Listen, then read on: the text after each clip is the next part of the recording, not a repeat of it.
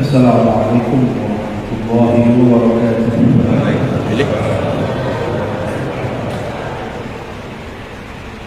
Alhamdulillah rabbil alamin. Nahmaduhu wa nasta'inuhu wa nastaghfiruh. Wa na'udzu billahi min shururi anfusina wa min sayyiati a'malina. Man yahdihillahu fala mudilla lahu wa man yudlil fala hadiya lahu. Amma ba'du. Kajian kita sesuai request, nggak tahu tiba-tiba minta kajian tasawuf. Kalau mau nanti pakai kitab. Tapi sekarang kita pengantar. Banyak orang mengatakan tasawuf. Emang Nabi bertasawuf? Gitu. Ditanya balik, emang Nabi berfikih? Emang Nabi berhadis? Emang Nabi baca Sahih Bukhari? Jadi kalau orang bilang, Nabi juga ada tuh tarekat-tarekat, sama Nabi juga ada tuh ikut baca Sahih Bukhari. Ada nggak Nabi ikut kajian Sahih Bukhari? Belum lahir, pinter Pak. Seperti sukses dari YouTube-nya. Jadi kadang-kadang orang ingin membantah tapi konyol. Membantah itu dengan ilmu. Kita senang Pak dibantah. Senang, saya gila kalau ada orang bantah, tapi pakai ilmu. Benar-benar gila saya kalau ada orang bantah. Berarti dia merhatiin kita ngajar apa ya. Tapi kalau itu menyeletuk, emang Nabi bertarekat? Emang Nabi bermazhab? Emang Nabi baca kitab dalail? Ya? Emang Nabi baca ma'surat? Emang Nabi baca al-qibul haddad? Pertanyaan-pertanyaan yang konyol ini muncul daripada kejahilan. Ada apa yang disebut dengan tarikh al-ilm, sejarah ilmu pengetahuan. Bahwa ilmu berkembang. Ilmu berkembang. Di zaman Nabi ada nggak ilmu mengenai ini hadis sahih? Disahihkan Albani, ada nggak? Ada nggak? Nggak ada. Berarti ilmu tentang hadis sahih, tidak sahih itu berasal dari siapa? Dari orang yang hidup setelah Rasulullah SAW. Bid'ah enggak? Kalau standar kita bid'ah itu sesuatu yang tidak ada di zaman Rasulullah SAW, maka ilmu hadis bid'ah. Jadi kalau kita ngomong disahihkan oleh siapa? Hah? Mau lihat siapa lagi? Albani udah. Itu nggak ada di zaman Rasul. Apalagi Nabi bertauhid uluhiyah, rububiyah, asma wa sifat nggak? Ada nggak Nabi membagi di Quran? Membagi di Quran dari ayat pertama sampai ayat terakhir. At-tauhid salasah. Ada nggak? Tauhid 3. Tauhid salas, 3 tauhid. Uluhiyah, rububiyah, asma wa sifat kan nggak ada. Atau sama, adakah di Quran tentang sifat 20? Misalnya ada kalimat sifat Allah isyri, inna sifat Allah. Nggak ada. Semua itu ijtihad ulama.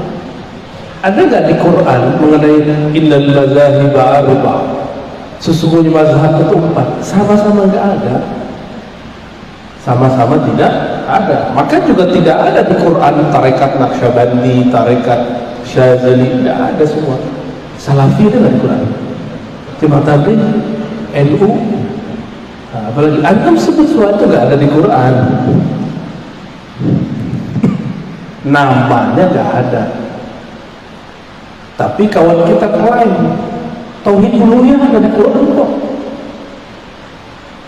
Apa dalilnya? Wa ilahukum ilahu wahid. Nah, itu ayat. Wa ilahukum, ilahmu, Tuhanmu satu. Allah kan gak ngomong wa ilahukum bitauhid uluhiyah. Ada nggak? Nggak ada. Itu kan pemahaman. Kenapa kalau imam kita, imam ente yang berpemahaman disebut itu Qur'ani, kalau imam kami tidak? Kan nggak adil gitu. Sama-sama ijtihad, boleh saling mengkritik, karena ijtihad bukan dari Allah. Yang nggak boleh dikritik Qur'annya. Pemahaman terhadap Quran boleh dikritik. Sepakat nggak?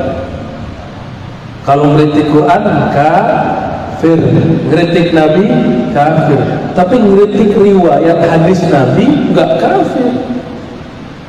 Imam Bukhari itu pengkritik riwayat hadis Nabi, bukan pengkritik hadis Nabi. Kalau hadis Nabi nggak boleh dikritik, tapi riwayatnya, beritanya dari mana, kepada siapa, itu ilmu hadis. Dan saya 15 tahun mengajar itu, belajar ngajar tentang cara menentukan hadis ini benar, sahih, tidak sahih. Dan kami selama 15 tahun itu bolak-balik khataman kitab hadis untuk mengetahui ini hadis sahih, tidak sahih hadisnya. Tidak hanya itu, kualitasnya juga tidak cukup. Kita hanya harus bahas ini hadis maksudnya apa. Ketika kami membahas ini hadis maksudnya apa, tidak cukup dengan mengetahui kualitas. Kalau hadis yang berkaitan dengan fikih, kami harus meminjam ilmu fikih. Ilmu fikih lewat mazhab, ya. Dan tidak ada namanya mazhab fikih ahli hadis, itu nggak ada. Ahli hadis tidak punya mazhab fikih. Ahli hadis punya mazhab mensahihkan hadis atau mendhaifkan hadis. Maka jangan diadu antara ahli fikih dengan ahli hadis. Jika ahli hadisnya mengerti fikih, maka dia disebut fuqaha. Siapa itu? Imam Abu Hanifah, Imam Malik, Imam Syafi'i, Imam Ahmad bin Hanbali. Mereka itu ahli hadis, mengerti fikih. Maka coba lihat, Abu Hanifah punya kitab hadis namanya Musnad Abu Hanifah. Jadi ada riwayat hadis, riwayat Abu Hanifah ada. Baru dengar ya? Tuh, baru dengar. Antum mu'alaf sih hadisnya. Ada hadis riwayat Imam Malik, judul kitabnya Al-Muwatta. Kata Imam Syafi'i, umur 10 tahun beliau sudah hafal kitab ini.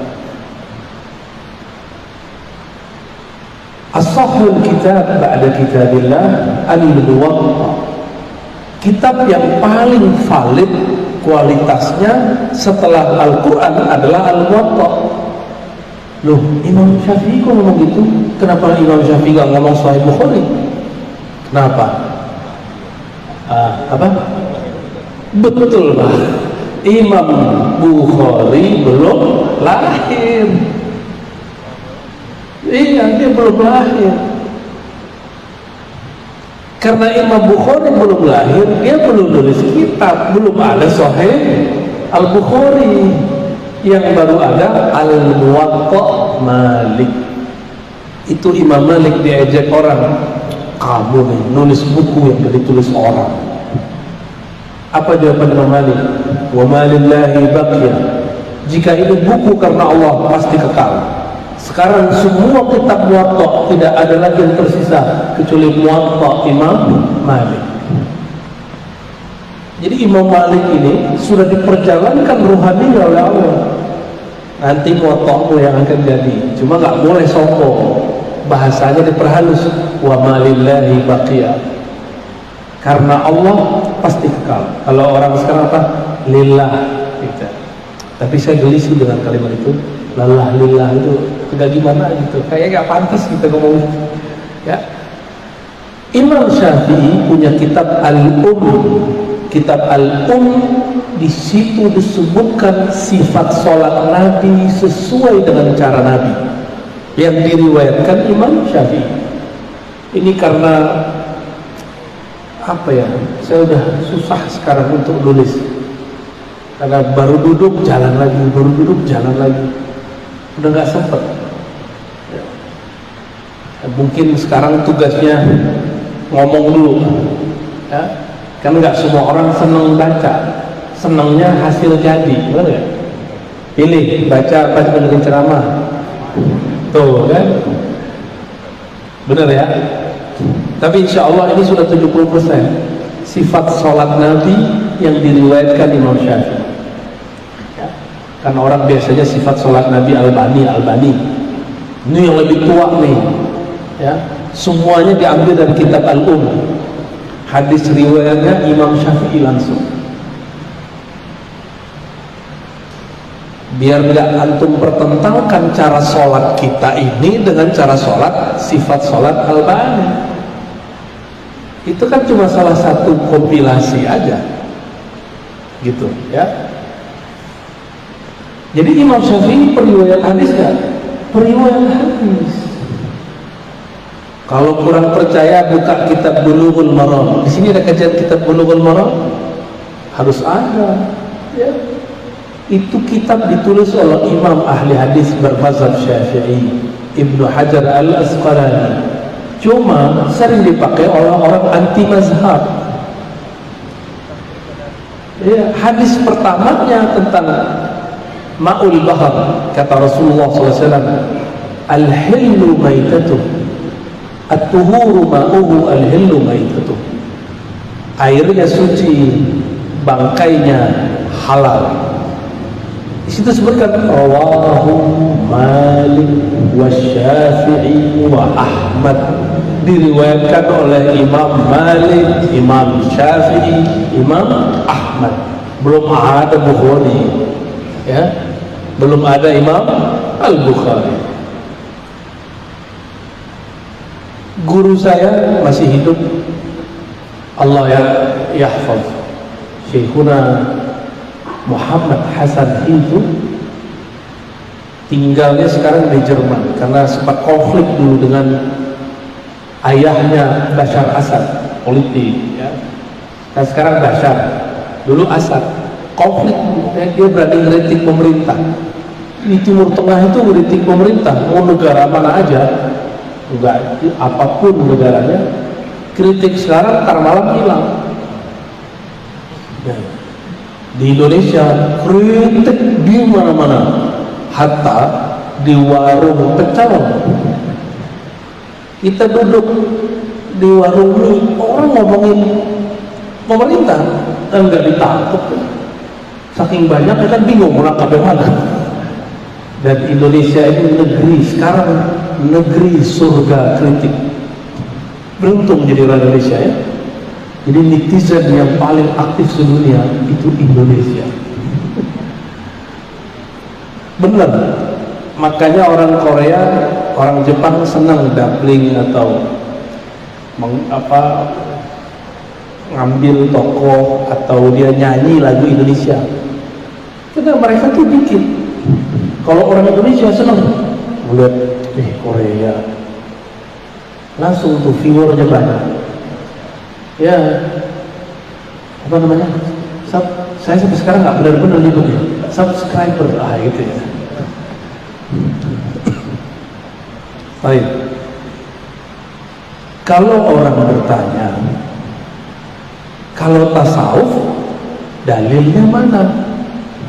Gitu ya. Emang Nabi bertasawuf? Coba saya tanya Bapak Ibu, bertasawuf pengen sholat khusyuk kan? Enggak? Dalil sholat khusyuk di mana? Surat Al-Baqarah 45-46. Dan ada pernyataan di Quran di surat Al-Mu'minun, qad aflahal mu'minun, alladzina hum fi salatihim khashi'un. Sungguh beruntung orang beriman. Siapakah mereka? Yang di dalam salatnya mereka khusyuk. Inilah tasawuf. Antum kalau nggak belajar tasawuf, kusut salatnya. Mau ustadz sekalipun nggak bertasawuf, kusut.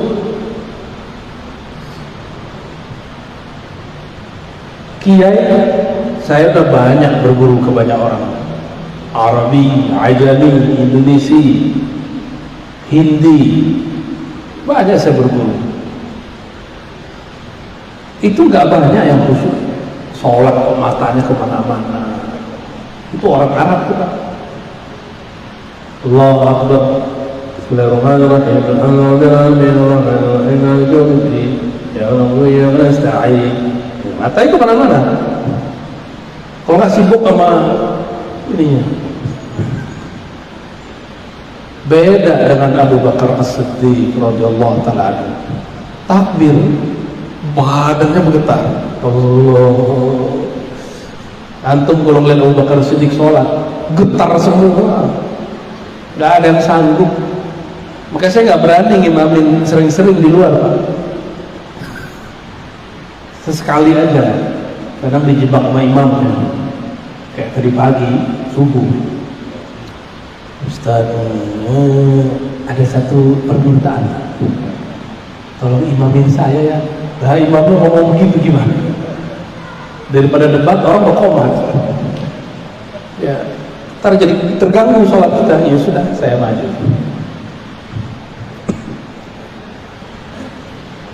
Saya punya guru namanya Syekh Qasim. Kakek guru ya. Guru saya punya guru namanya Syekh Qasim. Syekh Qasim ini pernah diminta ngimamin sholat Jumat. Dia orang kalau zikir lupa sama dunia, Pak. Kalau dia zikir, kalau kita kan zikir malah ingat dunia. Bener ya? Sama kita, Pak. Itu beliau Syekh Qasim. Dia thariqahnya Naqsyabandiyah, orang alim, ngerti qiraat. Salat karena khatib nggak ada, yang tugas nggak ada, beliau yang khatib, beliau jadi imam. Takbirlah, Allah, nggak ada akbar, hilang, Allah, hilang deh tangannya itu. Tapi masih hidup, kelihatannya mati suri. Kan orang bingung, nungguin, ada 10 menit nungguin, bubar aja ke selanjutnya. Bubar selanjutnya, orang pada bingung, ini guru kenapa ini? Itu pernah kejadian. Maka besok ketika dia sadar, jadi dia kalau disebut nama Allah, hilang pikirannya. Dia sibuk asik.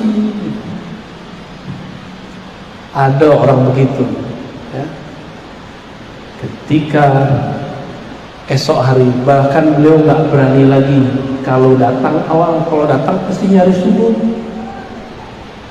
Itu sejarahnya kenapa guru-guru saya yang ahli-ahli zikir setiap kali Jumatan itu nggak mau di sini dulu, pasti di sudut situ. Kalau nggak di belakang itu nyamar jadi orang lain. Khawatir disuruh jadi imam. Ada orang begitu, Pak. Jadi kalau orang nanya mana dalil tasawuf, tasawuf itu salah satu benefitnya mendapatkan sholat khusyuk. Maka sholat khusyuk itu ada di surat Al-Baqarah ayat 45-46, ada di surat Al-Mu'minun surat 23 ayat 2. Allazina fi salatihim khashi'un. Tasawuf itu mengurangi orang dari senda gurau. Wallazina hum 'anil laghwi mu'ridun. Itu tasawuf ya.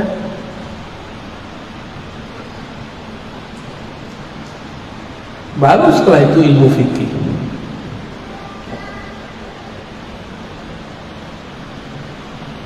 Jadi orang nanya lagi, ini kan pertanyaan-pertanyaan orang, mana dalilnya zikir Allah? Bapak apal kulhu nggak? Apal kulhu? Ayo dibaca dong. Bismillahirrahmanirrahim. Qul huwallahu ahad. Qul, katakan hai Muhammad, huwa, dialah Allah. Inilah dalil zikir huwallah, huwallah, huwallah. Kan perintah. Katakan hai Muhammad, huwallah. Oleh ahli tafsir, huwa itu ditafsir. Huwa itu bisa ditafsir satu jilid, Pak. Lafaz Allah, Masya Allah, semua nama ada di situ. Ada di alif, lam, ha. Alif itu dijelaskan rahasia alif. Gak ada toh yang sia-sia. Yang kalimat paling sempurna itu cuma lafaz Allah. Kalau Ar-Rahman, coba Bapak buang Rahman, rohnya dibuang. Hak mim nun. Apa artinya? Latif, lamnya buang. Tif. Apalagi? Wadud, wawunya dibuang. Dud. Kan nggak seru, Pak. Nggak jelas. Tapi kalau lafaz ini Allah, alif, itu kesempurnaan nama, keesaan nama. Lam itu lam jalaliyah, keperkasaan, kemuliaan, kewibawaan nama. Lam kedua jamaliyah, keindahan nama. Kalau kita buang alifnya lillah, buangnya alifnya lahu, itu lam ada maknanya sendiri. Apa beda lillah dengan lahu? Ada. Kalau saya bilang ini milikku, lillah, ini milik Allah, itu ketegasan itu. Lahu itu kelembutan. Lamnya buang semua, sisa hu. Ternyata huwa, waw itu waw zaidah namanya, waw tambah, atau waw, ada juga menyebut waw wisol, waw ittisal, istilah ahli bahasa. Jadi asalnya tuh hu. Dari mana dalilnya itu? Lahu ma fis samawati wal ardh. Lahu, hu, baginya. Maka hu itu nama Allah. Jadi jangan heran kalau Bapak ini buka YouTube ada orang zikir hu, itu bukan lagi ngusir jin, itu hu, bukan. Emang mereka sedang mengurai itu satu-satu. Bagi mereka satu kata, satu huruf di Quran berharga. Kalau bagi kita kan enggak. Ya, bagi mereka jangankan satu ayat, jangankan satu kata, itu kata dipretelin, semuanya bermakna. Ini bagi ahli tasawuf. Maka orang tasawuf itu orang-orang yang rigid. Dia detail membaca sesuatu. Kenapa? Karena sufi itu tenang. Orang kalau tenang, pembacaannya detail. Kalau kita kusuk-kusuk, kita nggak bisa melihat secara rinci. Sufi itu mereka beramal dengan surat Ar-Ra'd ayat 28. Ala bidzikrillah tatma'innul qulub. Ketahuilah hanya dengan menyebut nama Allah qalbu menjadi tenang. Karena mereka sudah tenang, membaca ayat itu lebih dalam daripada orang lain. Gitu. Maka qul huwallahu ahad, mereka menemukan dahsyat ini surat. Wajar. Ini disebut sepertiga Al-Quran.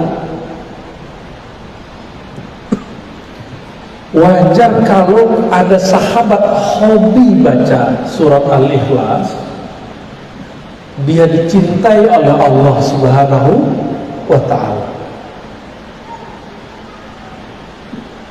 Ada orang yang sakti di TV ketemu saya, Pak, yang dia nggak ngomong-ngomong ya. Itu zikirnya pakai hu Allah, hu Allah, Allahu, hu Allah, Allahu. Saya tanya, dapat dari mana Ki? Dari babe. Lah itu ngomong. Ternyata dia mengislamkan dukun-dukun, orang-orang sakti lewat cara itu. Berkaget kan? Jadi dia ini nggak semata-mata nyari fulus, tapi juga mengislamkan orang dengan cara itu. Jadi ada orang nantang, kalau kamu bisa mengalahkan saya masuk Islam. Dijabahin sama dia, karena dia pegang kul huwallah, cuma huwallah yang dia pegang. Selesai semua urusannya. Kita udah baca kulhu berkali-kali, ditiup-tiup nggak jadi-jadi, kesurupan nggak sungguh-sungguh, karena nggak tahu tekniknya, baru tahu membacanya.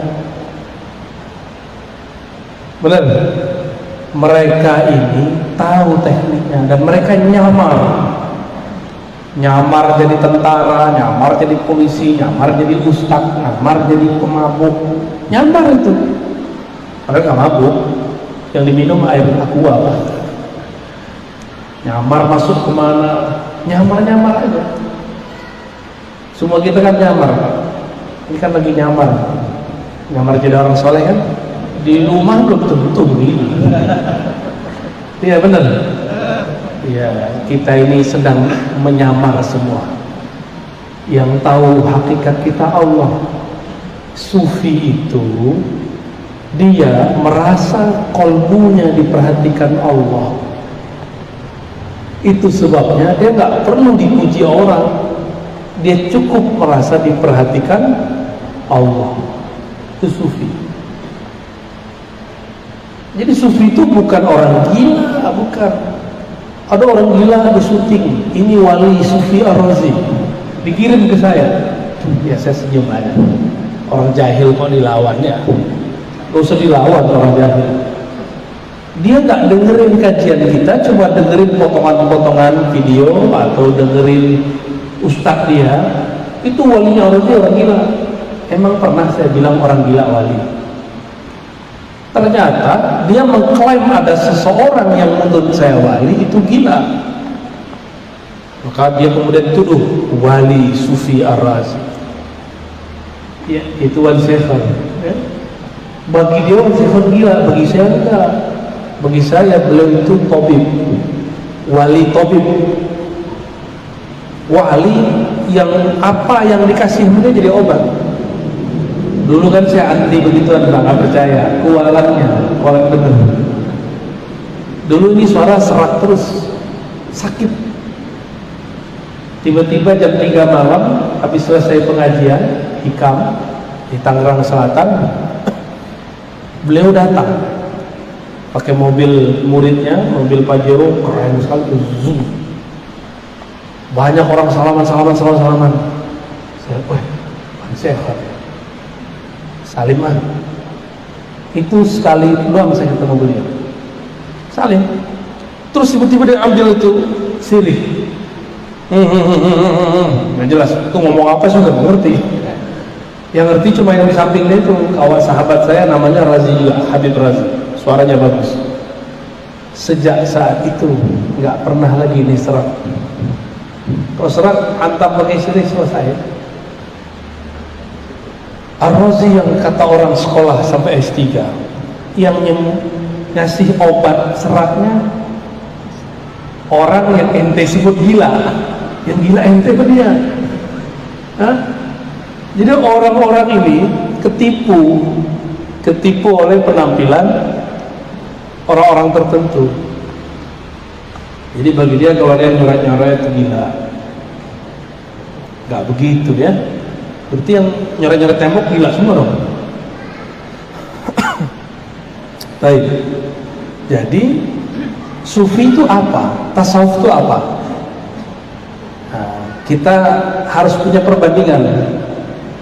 Fikih, akidah, tasawuf, hadis, tafsir. Ilmu hadis ya. Ilmu hadis itu ilmu mengetahui sumber riwayat, kualitasnya, dan statusnya. Diterima atau tidak suatu riwayat. Jadi tujuan belajar ilmu hadis apa? Supaya mengetahui ini riwayat diterima atau tidak. Ilmu fikih, ilmu mengetahui ilmu mengetahui kesahihan dan ketidaksahihan suatu amalan, sah atau batal. Ilmu akidah, ilmu mengetahui sifat Allah yang wajib, yang mustahil, yang jaiz. Lalu tasawuf apa? Ilmu tasawuf, ilmu juga ilmu sama kayak tadi, untuk mengenal Allah, mengenal cara beribadah kepada Allah, agar mengetahui ibadah diterima atau tidak. Kalau ilmu hadis saja bisa ada ilmu diterima atau tidak, kenapa ibadah ini bisa diterima atau tidak nggak bisa dipelajari? Bisa dipelajari. Sholat kita tadi nggak ada yang diterima, Pak. Serius, nggak ada yang naik tadi. Percaya mas saya, nggak ada yang naik tadi. Semuanya kacau, pikirannya kemana-mana, termasuk saya. Biasanya sholat itu kita fokus semua, ini kok sholat nggak fokus, ini ada apa ini? Ada yang salah kali niat kita datang ke sini atau enggak, saya nggak tahu. Sama nggak? Pikirannya banyak tadi. Banyak pikiran tadi, ya kan? Saya nggak tahu alam gaib, tapi itu yang datang ke dalam batin saya. Nggak ada yang terima. Makanya wajib, bukan sunnah, istighfar pada sholat. Secara fikih sunnah, tapi secara ilmu hakikat wajib. Itulah tasawuf. Sholat kita nggak pantas diterima, ya nggak pantas. Sholat kayak gitu mau diterima, terus gimana mau jadi qad aflahal mu'minun? Ya. Maka perlu ada latihan khusyuk. Latihan khusyuk. Sholat itu tujuannya apa? Surat Thaha, aqimis salata lidzikri. Surat Thaha ayat 14.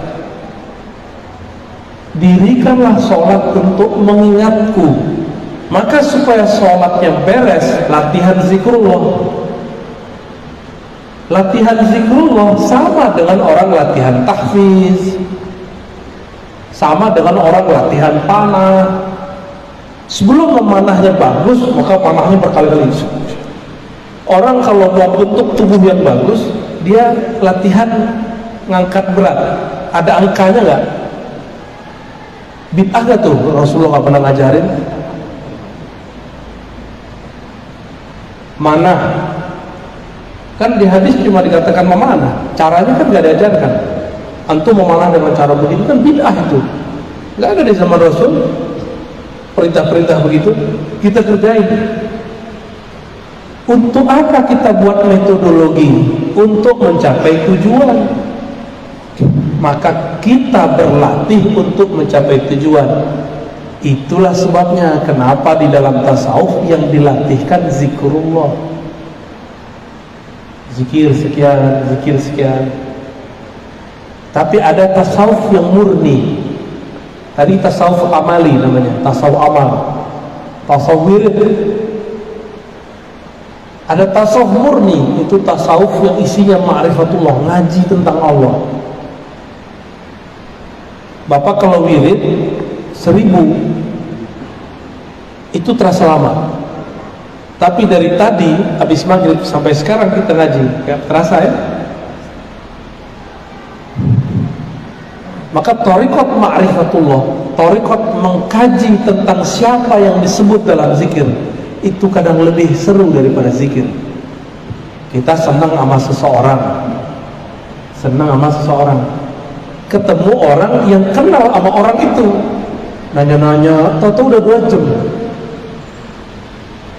Coba kalau kita sebut-sebut namanya siapa Pak? Yang Bapak senang siapa? Siti Rahmah, Betty, jadi bete, Pak.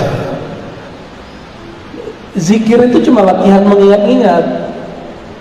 Tapi kalau thariqat ma'rifatullah itu mengenal siapa yang disebut, siapa yang disembah. Khusyuk itu akan muncul kalau kita kenal siapa yang kita sembah, bukan hanya sekedar banyak menyebut namanya. Maka khusyuk ini dibagi dua, ada khusyuk qalbiyah, ada khusyuk ruhiyah. Ini di batin. Kalau dalam alam zahir ada dua, khusyuk akal, khusyuk jasad, nafsiyah. Khusyuk akal ngerti yang dibaca. Ngerti nggak tadi dibaca apa? Gak kan? Sadar nggak ayat yang dibaca itu apa? Kan nggak. Berarti akalnya udah nggak khusyuk. Jasad, badan main-main, gerak-gerak. Mungkin badannya sih khusyuk ya. Kolbunya merasa ditatap Allah nggak? Yang tadi sholat maghrib sama kita, kolbunya merasa ditatap Allah nggak? Enggak ya? Gimana mau diterima? Terasa itu, Pak.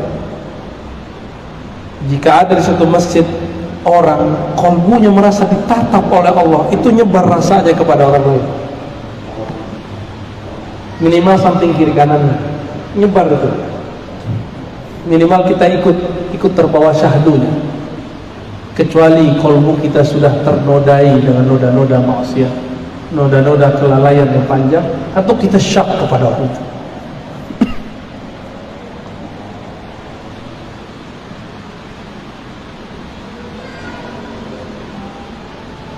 Berdasarkan ini semua, maka bertasawuf itu bukanlah aneh-aneh ya. Tasawuf itu bukan zikir nari-nari, itu seni orang zikir. Yang zikir bukan itu. Zikir itu ketika lisan berkesesuaian dengan qalbu menyebut nama Allah subhanahu ta'ala. Kita azan ya, benar, azan. Habis itu ada satu sunnah yang jarang diamalkan oleh umat hari ini. Sholat isya ditakhirkan berjamaah. Bapak silakan buka Sahih Bukhari, Sahih Muslim. Nabi itu selalu mentakhirkan sholat isya kecuali orang sudah ramai. Ini kan kita jarang rame-rame begini untuk ngaji. Jadi nanti azannya nggak usah panjang-panjang kan, habis itu langsung tanya jawab. Ya, 10 menit cukup ada azan, kita langsung. Kita jangan komat karena ngikutin itu. Itu kan buatan kita, Pak. Dia yang ikut kita, ya. Jadi nanti kalau ada yang protes kasih tahu. Baik, fadhal.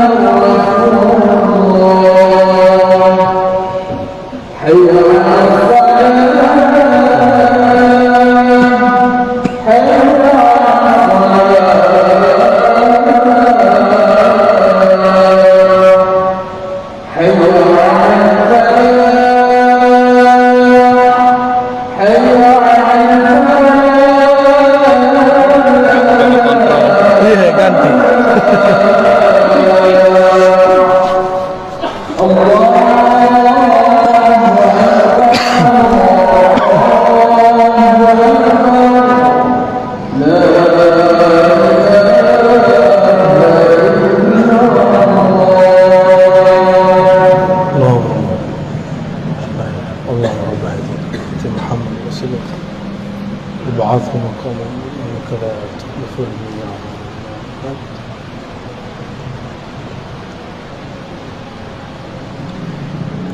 Baik, tanya jawabnya langsung ke kertas. Hah? Next pakai kertas ya, biar efektif. Ya. Pada pertanyaan mungkin kami silakan mungkin kita batasi dulu untuk dari 3 pertanyaan bila ada yang bertanya dari para jemaah, silakan angkat tangan.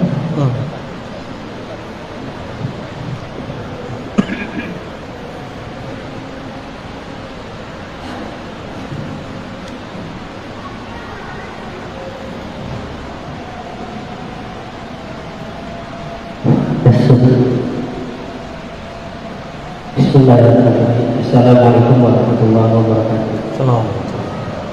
Wali ilmunya mau menyampaikan pertanyaan 2 hal. Pertama, saya Jelani dari Jatisapura Bekasi. Alhamdulillah dengan ridha Allah, dengan kawan-kawan dari Bekasi juga bisa hadir di tempat ini. Alhamdulillah. Dia mohon pertanyaan pertama ini berkaitan dengan roh, gitu ya. Saya 2 orang anak saya sudah meninggal, masih belum balik. Pertanyaannya adalah apakah roh seorang anak yang belum balik bisa mengenal orang tua? Baik.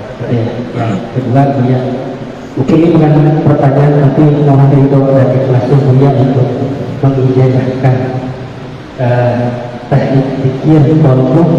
Terserah saya salah satu bentuk dia di YouTube, Torekot YouTube ya. ya. Dan pada waktu itu ada acara dia dengan tidak salah Kiai Haji Muhammad Yudan, yang tidak salah kemudian dia mentampilkan dan teknik pikir kolbu, kemudian Al-Fakir menulis, kemudian mengikuti, namun belum berani untuk mengamalkan. Atau ikut nangis. Ada rasa yang beda, gitu ya, rasa bergetar, namun tapi belum berani untuk mengamalkan karena belum ada izin dari kuliah. Jangankan antum, aneh dikirimin orang nangis lagi. Dikirimin orang foto video istighfar, nangis lagi. Mungkin itu Ya. yang terima kasih. Assalamualaikum warahmatullahi wabarakatuh. Itu bukan saya itu, karena saya nggak begitu orangnya. Jadi ketika saya begitu, namanya isyarat. Jadi orang itu kalau belajar tasawuf ada 2 hal yang terjadi padanya. Pertama disebut makom, yang kedua disebut hal. Makom itu pencapaian rohani, hal itu rasa yang diberi. Itu saya lagi hal namanya. Ya. Ternyata hal itu bisa terekam dalam kekuatan kata-kata. Benar ya? Dalam kata-kata bisa terekam. Dan itu bukan saya, karena kalau saya nggak begitu. Nantilah kalau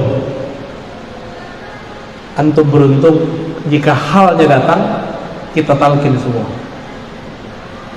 Sekarang rajin-rajin dulu zikir ya hayyu ya qayyum 40 ba'da sholat.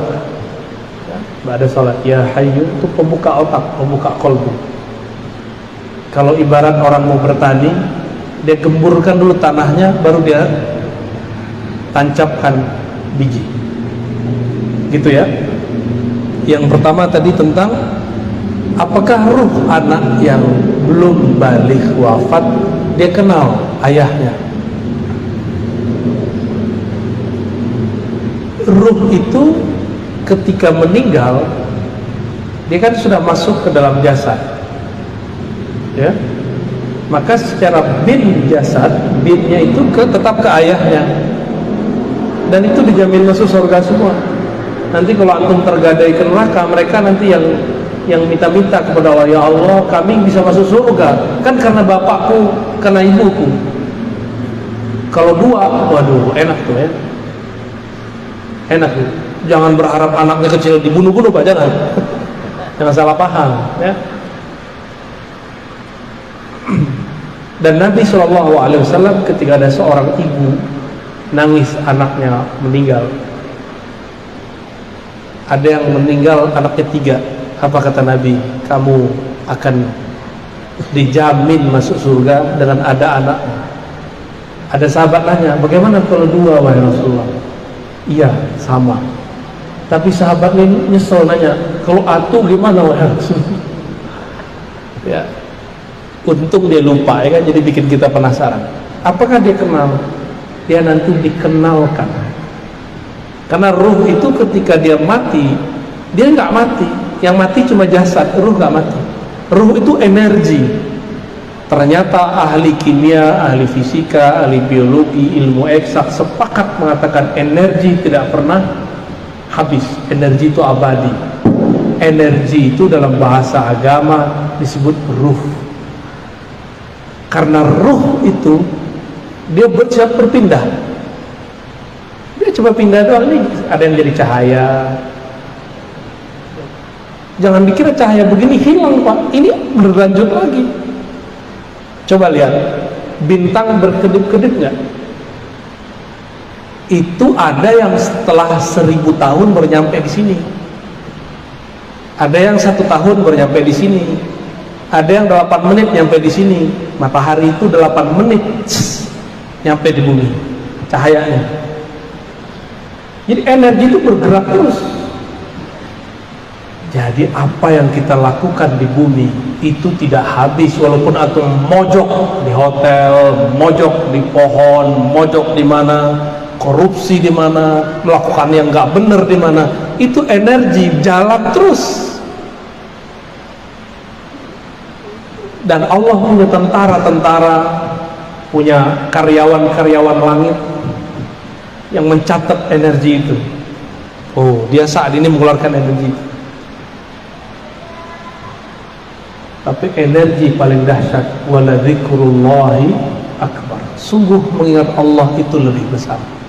Jadi insya Allah anaknya kenal. Nanti kan ruhnya dikasih badan lagi, badan yang bukan badan yang di bumi. Kalau badan di bumi sanggup nggak Pak jalan 500.000 tahun?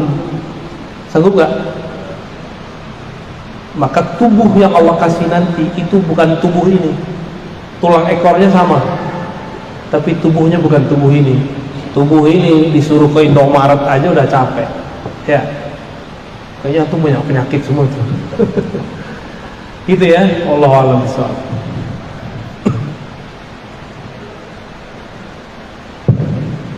Bismillahirrahmanirrahim. Assalamualaikum warahmatullahi wabarakatuh. Assalamualaikum.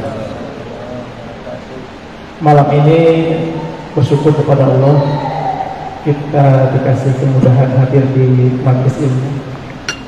Begini Buya, yang pertama pertanyaan dari saya, apa hukum memakai sorban? Karena kalau kita melihat sangat banyak versi. Mungkin nanti bisa lebih jelas lagi dari Abuya.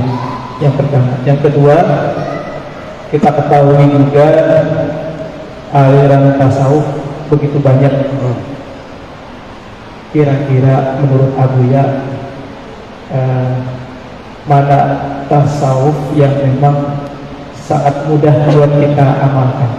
Karena biar bagaimanapun kita sangat butuh kepada tasawuf ini. Itu saja. Terima kasih. Assalamualaikum warahmatullahi wabarakatuh. Assalamualaikum. Hukum pakai sorban. Sorban itu juga banyak modelnya. Dulu waktu Ibnu Abbas ketemu dengan seorang tabi'in, dia pakai sorban, bukan sorban Mekah. Saat di Mekah dimarahin beliau. Ilbas di bahasa ahli Mekah, pakai pakaian orang Mekah. Ditegur oleh Ibnu Abbas karena berpakaian yang bukan pakaian yang majmuk, dianggap dengan libas syuhrah, pakaian syuhrah. Oh, pakaian syuhrah, pengen nonjol, pengen beda. Coba aja Pak, orang nggak ada pakai sorban, Bapak pakai sorban sendiri, itu aneh loh rasanya. Ntar walaupun Qurannya nggak benar disuruh jadi imam. Tapi boleh nggak? Ya boleh. Cuma kalau guru saya kayak Ali Mustafa Yakub itu 9 tahun di Saudi mengharamkan pakai serban di negeri yang tidak berserban. Sebagaimana beliau mengharamkan pakai kopiah hitam di negeri yang orangnya pakai serban semua, gitu. Jadi beliau bukan mengharamkan serbannya, tapi tradisinya. Karena al-urf, tradisi itu bagian dari hukum. Namun sekarang pakaian itu bukan hanya tradisi, tapi seremonial. Untuk seremonial agama, orang sudah terbiasa melihat, terutama Habib pakai serban, Ustadz pakai serban, bener gak? Saya cuma punya 2 atau 3 guru yang istiqomah berserban. Makanya yang saya sering pakai kopiah biasa, songkok hitam. Ya, apakah ini bid'ah? Enggak. Yang sunnah itu menutup kepala, itu yang sunnah. Apa caranya itu berpulang kepada kita, ya, itu berpulang kepada kita semua. Jadi tidak wajib, juga tidak diharamkan. Nah, ada bab yang lain, bab tasawuf. Dalam bab tasawuf ada namanya mahabbah. Kalau sudah cinta, maka kita ingin meniru yang kita cintai. Nabi Muhammad SAW setiap hari kalau keluar rumah pakai serban, ya, pakai serban. Dan serbannya bukan satu warna, bukan hanya putih, kadang merah, kadang hitam. Kalau beliau hitam biasanya pakai yang runcing. Tapi kita kan enggak, serbannya karena nggak tahu serban itu apa. Serban itu ada budayanya. Ahli Mekah beda dengan Taif, Taif beda dengan orang Yaman. Habibna Umar itu beda dengan Al-Habib Adni, beda cara serban. Bahkan beliau dengan abangnya sendiri, Allah yarham, beda cara serbannya, ya. Tapi kalau pakai kopiah songkok gimana, Pak? Sama aja, ya. Ini pilihan, bukan berarti ini nggak sunnah, biasa aja, ya. Imam Izzuddin bin Abi Salam satu-satunya imam di zamannya nggak mau pakai serban, dia pakai kupluk aja. Orang serbannya di zaman itu tebal segede ban Vespa, dia enggak, dia beda sendiri. Tapi semua ulama berserban, cium tangan dia, ya. Imam Izzuddin bin Abdis Salam disebut Sultanul Ulama, bahkan sultan cium tangan dia. Oke, jadi terserah itu mau pakai serban, itu boleh. Misalnya seremonial maulid atau ada kedatangan zuriat Rasul, silakan. Bab cinta, jadi bab cinta ini bukan wilayah fikih, ini wilayah tasawuf. Kalau fikih yang tadi di depan saya bahas, uruf, tradisi. Orang Arab mengatakan al-imamah tajul Arab, bukan hadis, ya. Serban itu mahkota Arab. Kalau kita orang Indonesia apa mahkotanya? Songkok hitam, at-taqiyah as-sauda, tajul apa? Tajul Nusantara, tajul Indonesia, wa Malaysia, wa, ya. Mana tarekat yang paling bagus? Tidak ada tarekat yang paling bagus atau paling buruk. Tarekat itu metode, yang penting orang yang jalanin metode. Kurikulumnya sama, yang beda kepala sekolah dan gurunya. Sama-sama rumah makan Padang, resto, tapi beda kokinya, beda rasa gak? Beda, bener. Kok bisa beda? Karena beda tangannya, bumbunya sama.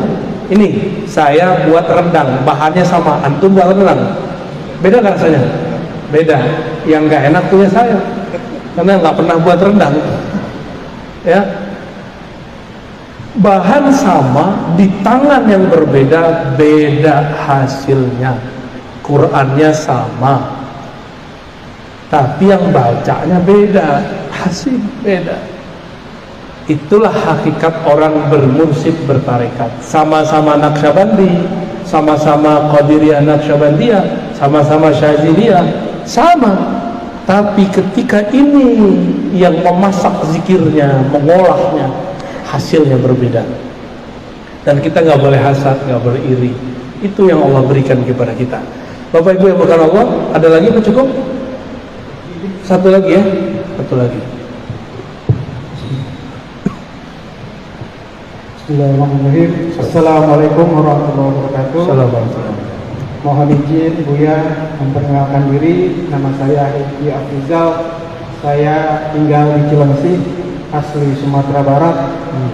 Kebetulan juga pernah bareng sama Abuya tahun 2004 di UIN. Abuya di Usuluddin, saya di Syariah. Sama-sama di KMM, Komunitas Mahasiswa Minangkabau. Salam kenal kembali Buya. Iya. Jadi ada satu pertanyaan saya tentang tasawuf. Tasawuf identik dengan tarekat thariqah. Ada organisasi di bawah Nahdlatul Ulama bernama Jatman, Jamiah Ahli Thariqah Al-Mutabarak An-Nadiyah. Nah, pertanyaan saya begini Bu ya. Ada sekitar 43 thariqah itu. Nah, ada seorang salik ikhwan, ketika ada baiat thariqah A, dia ikut dengan mursyid A. Ada baiat thariqah di sana, dia ikut juga. Ada baiat thariqah ini, artinya banyak mursyid, banyak sanad. Itu bagaimana Bu ya untuk proses perjalanan suluk untuk mencapai agar kita bisa dalam istilah makrifat atau usul. Baik. Mungkin seperti itu Bu ya. Yang kedua, saya sering mengikuti kajian YouTube Abuya. Pernah saya melihat ada tentang kemursidan di salah satu tarekat di Jawa Barat. Waktu itu mursyidnya wafat. Nah, muncullah satu dinamika waktu itu. Ahlul Baitnya tidak mengakui satu kemursidan, dan kemursidan yang satunya, kemursidan itu mempunyai banyak jamaah. Nah, kadang dinamika ini membuat ikhwan yang di bawah ini dilema, apa yang harus dilakukan. Muncullah opsi bahwa mursyid itu harus yang hidup. Mursyid itu kalau yang mati nggak bisa. Kalau misalnya dia sudah wafat, kenapa nggak langsung ke Rasulullah saja? Nah, mungkin di situ karena waktu itu saya lihat YouTube-nya itu sepotong, jadi saya kurang memahami dari Buya. Mungkin itu saja, mohon maaf. Wallahu muwaffiq ila aqwamit thoriq. Wassalamualaikum warahmatullahi wabarakatuh. Assalamualaikum. Ini orang Padang tapi nggak Muhammadiyah, bertarekat. Ya. Gimana dengan orang yang sering ngambil baiat talqin? Nah, kenapa dalam kajian saya thariqat itu yang penting bukan talqin tapi ngaji? Karena talqin ilmu lebih penting dari talqin zikir. Ya, karena kejadiannya kayak tadi, jadi kolektor baiat, kolektor talqin, terbingung, gue mau ikut tarekat yang mana ya? Kebanyakan nih.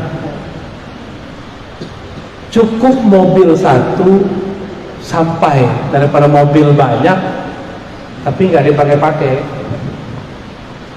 Karena saking bingungnya mau pakai ini bagus tuh. Namun ada yang disebut tabarruk, seperti tabarruk, ngambil berkah. Kita cukup berkursi ke satu orang, tapi bertabarruk kepada ribuan orang boleh. Ngambil berkah, ngambil sanad. Bertabarruk itu tradisi ahli hadis. Karena sufi ini banyak yang ahli hadis, mereka selesai ngaji kepada seorang mursyid, dia minta izin untuk tabarruk muter. Tapi amalan dia yang dia jalani satu orang mursyid. Silakan berbaiat 1000 kali, tapi mursyid cukup satu aja.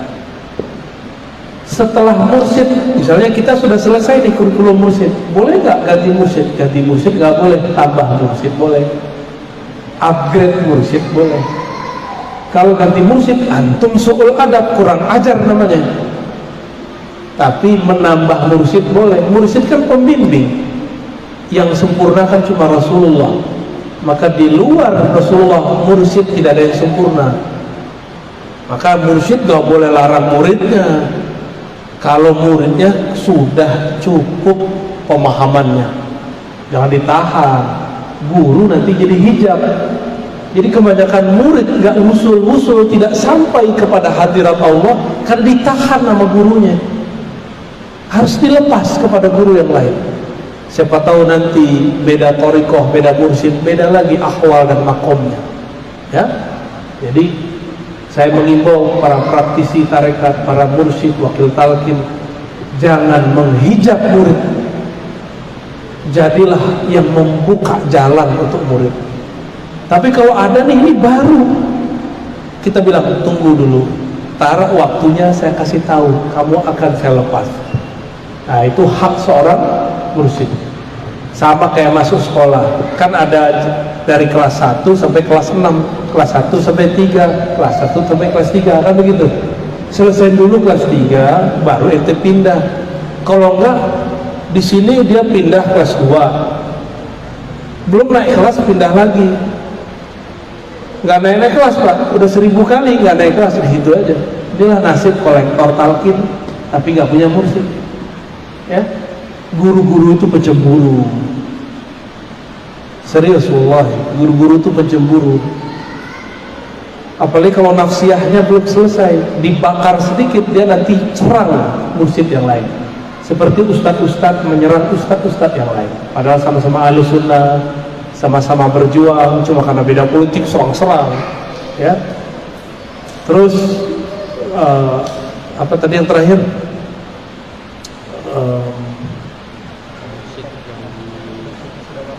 Mursyid sudah wafat. Maka saya dari dulu kasih tahu, hati itu cukup bergantung kepada Allah. Pada hakikatnya kita berguru kepada Rasulullah, tapi karena Rasulullah kita belum temui, maka bergurulah kepada orang yang bersanad kepada Rasulullah. Tapi ingat, jangan kultuskan guru, jangan bergantung harapan banyak kepada guru, karena guru itu milik Allah, ajalnya sudah ada. Kalau tiba-tiba sang guru dipanggil Allah, gampang kita. Maka di Quran disebutkan, bertawakallah, tawakkalu 'alal hayyil ladzi la yamut. Kalau engkau mau bertawakal, berserah nasibmu, jiwamu, berserahlah kepada yang maha hidup, tidak pernah mati. Guru mursyid mati, Imam Syafi'i aja mati, Bukhari aja mati, Syekh Abdul Qadir aja meninggal, Nabi Muhammad pun wafat. Yang tidak mati hanya Allah. Jadi berguru itu adalah adab kita mengambil ilmu kepada Allah. Kalau guru wafat, kita belum matang, carilah guru baru. Tapi kalau antum sudah istiqomah dengan amalan, sudah punya pola hidup disiplin, guru meninggal, nggak perlu cari mursyid lagi. Kecuali ketemu mursyid yang bermakrifat, makrifatnya melebihi zikir-zikir. Orang bermakrifat itu ibarat bulan purnama. Jika dia terbit, maka mursyid-mursyid yang lain akan hilang. Ya, jadi nggak boleh fanatis. Kalau orang fanatis, nanti Imam Mahdi keluar, ente nggak percaya. Jangan fanatis dengan siapapun, hatta mursyid yang sakti. Ya, nanti keluar Imam Mahdi, kita nggak percaya Imam Mahdinya mursyid dia. Nggak begitu, ya. Nggak ada mursyid mengajarkan begitu. Kira-kira itu sudah jam 8, semoga bermanfaat. Ya, alhamdulillah kita dapat 2 sunnah, sunnah ta'lim, sunnah mengundur sedikit sholat isya berjamaah. Ini sunnah yang sudah jarang diamalkan orang di zaman ini. Semoga Allah meridhoi kita yang hadir. Wassalamualaikum warahmatullahi ya Karim ya Azim. Ya Allah yang maha mendengar seruan kami, sampaikanlah salam kami kepada baginda Nabi Muhammad sallallahu alaihi wasallam. Allahumma salli wa sallim wa barik ala sayyidina Muhammad. Allahumma ya Ghaffar ya Ghafur ighfir lana dzunubana. Ya Allah yang maha pengampun, dosa kami banyak, dosa mata kami banyak, dosa telinga kami banyak, dosa lisan kami banyak, dosa tangan kaki kami, kemaluan kami, perut kami, lisan kami tidak terhitung ya Allah. Namun rahmat dan ampunanmu lebih luas ya Allah. Maka leburkanlah semua dosa kami dalam ampunan dan rahmatmu ya Allah. Ya Allah, solat kami tidak pantas diangkat kepada Engkau. haji, zakat, umrah, semua zikir kami pun belum pantas disebut sebagai amalan yang ikhlas kepada Engkau. Maka ya Allah, kami tidak pantas masuk surga dengan amal kami. Fa'aghriqna wa aghnidna bi rahmatik. Namun karena rahmat-Mu, Engkau mengatakan kami akan masuk surga juga ya Allah. Dengan ini ya Rabb ya Rahman ya Rahim, bi rahmatika farhamna wa bi rahmatika fa'adkhilna al-jannah. Ya Allah yang Rahman, yang Maha Rahim, yang Maha memiliki rahmat kepada alam semesta. Dengan rahmat Engkau yang luas itu ya Allah, izinkan kami bertemu Rasul-Mu di dalam surga. Izinkan kami memandang kepada Engkau di dalam surga. Ya Allah, ya muqallibal qulub, wahai yang membolak-balik hati kami. Hati kami ya Allah, pagi ini, siang ini, malam ini mungkin menjadi orang soleh, tapi esok pagi belum tentu menjadi orang soleh. Karena Engkaulah yang maha tidak berubah, kami selalu berubah-ubah. Maka jadikan kalbu kami berubah kepada kebaikan ya Allah. Jika kami mengalami goncangan kami mendekatkan kepada Engkau ya Allah. Allahumma wafiqna wa ahlana lidhul. Allah wafiq wa ahlana li ta'atik. Ya Allah, dekatkan kami, beri ilham kami, bisikkan ke dalam jiwa kami agar selalu mendekatkan diri kepada Engkau. Rabbana atina fid dunya hasanah wa fil akhirati hasanah wa qina adzabannar. Ya Allah yang memiliki kebahagiaan di langit, di bumi, di dunia, di akhirat, mohon berikan kami bahagia di dunia, bahagia di akhirat. Wassallallahu ala sayyidina Muhammad walhamdulillah rabbil alamin. Mohon maaf salah kurangnya. Assalamualaikum warahmatullahi wabarakatuh.